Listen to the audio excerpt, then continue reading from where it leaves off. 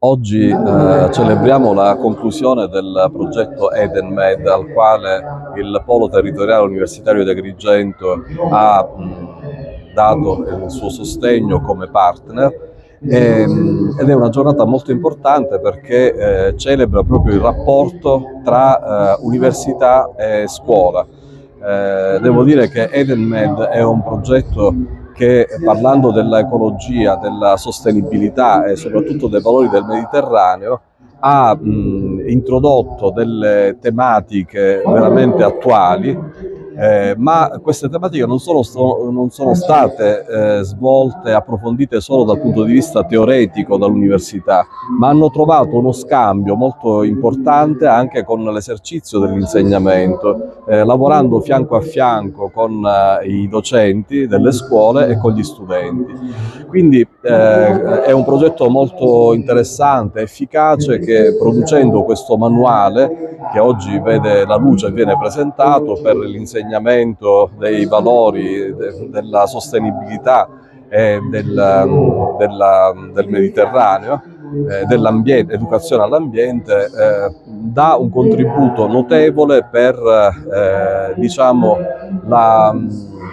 per la introduzione di questi temi all'interno di una formazione scolastica che non deve mettere a margine alcuni valori come quello dell'ecologia e della sostenibilità, ma deve renderli intrinseci rispetto all'esercizio della formazione. Sono Pia Cappuccio, sono docente di pedagogia sperimentale e nel progetto Edenmed sono il referente scientifico e il coordinatore di questo progetto, almeno dell'unità locale dell'Università di Palermo è il professore Lavanco. Oggi ad Agrigento, in modo particolare qui alla Scuola di Favara, concludiamo questo percorso che è durato circa 2 anni, dal 2021 fino ad oggi, e in questo evento di chiusura, che è l'evento di chiusura siciliano, andiamo a presentare quelli che sono i prodotti finali e in modo particolare il manuale che è stato costruito grazie alla collaborazione delle scuole e quindi degli insegnanti, dei referenti scientifici che fanno parte del progetto e di tutti i partner che appartengono al progetto, sia italiani, quindi siciliani, che tunisini. Il testo si intitola Edenmed, la mia scuola è il mondo, ed è volto a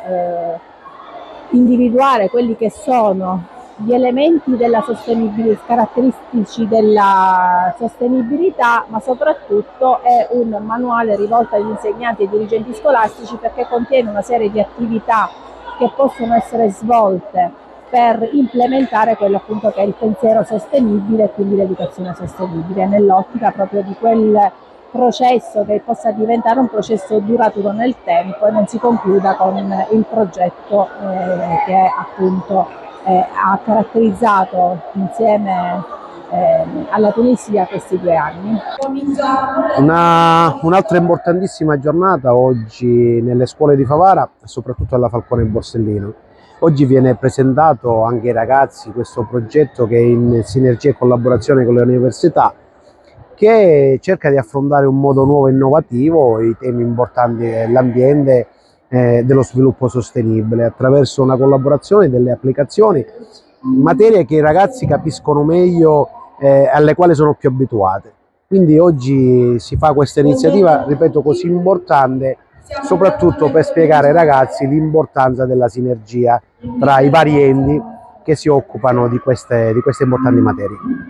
Sono Lucia Maniscalco, sono un supporto del comitato scientifico del progetto, per il progetto Edenmed del partner UNIPA, e mi sono occupata di quello che è la sperimentazione di una batteria di attività didattiche nell'ambito dell'educazione ambientale, da poter sperimentare in tutti gli ordini e gradi della scuola. Nello specifico l'attività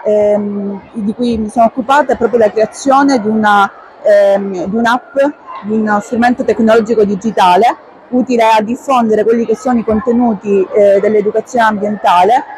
e nello specifico quest'app, attraverso una strategia di gamification, tende a incrementare quello che è un corretto stile di vita sostenibile. Quindi gli studenti, grazie a delle unità, delle missioni e delle medaglie, possono cambiare proprio il loro stile di vita e quindi cercare di diventare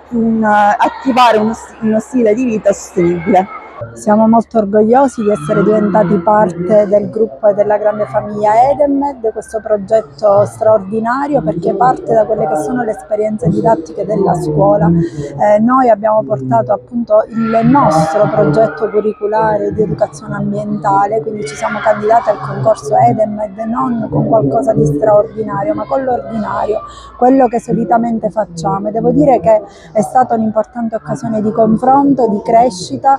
di diffusione anche di quelle che sono le buone pratiche didattiche all'interno della scuola. Abbiamo avuto l'opportunità di valorizzare i nostri punti di forza, analizzare le criticità del nostro operato e da questo prendere spunto per migliorare sicuramente il nostro approccio alla sostenibilità ambientale e all'educazione ambientale. Siamo veramente contenti e abbiamo oggi questo straordinario manuale pedagogico che potrà rappresentare un importante supporto per tutti i docenti che vogliono approcciarsi al mondo della sostenibilità ambientale migliorando appunto l'approccio adottato.